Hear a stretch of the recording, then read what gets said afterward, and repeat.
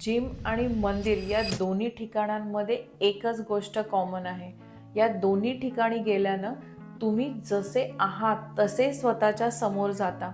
या दोन्ही ठिकाणी तुम्ही जड होऊन आत जाता आणि हलके होऊन बाहेर जाता.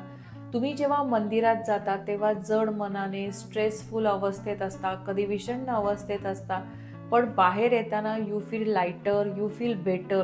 एक हीलिंग आपल्यामध्ये येतं. जिममध्ये जाताना पण तसंच होतं. तुम्ही जिममध्ये गेला की तुमचे लिमिटेशन्स, कम्फर्ट झोन, एक्सक्युजेस सगळ्याचं क्लिअर पिक्चर तुम्हाला दिसतं.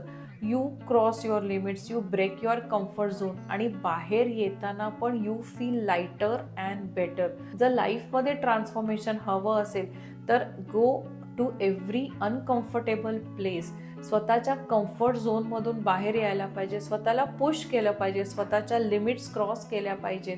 तेव्हा तुम्हाला कळेल की I am capable of achieving what I want. तुम्हालाही तुमचं मन आणि शरीर स्ट्रॉंग हवं असेल तर strong body is a first step to this. So जर तुम्ही जिममध्ये जात नसाल तर आजच जिमला जायला सुरुवात करा फॉर स्ट्रॉंग बॉडी. आणि मंदिरात जात नसाल तर निदान आठवड्यातून एकदा किंवा दोनदा कमीत कमी 5 मिनिटासाठी मंदिरात जा for that healing and feel calm and peaceful.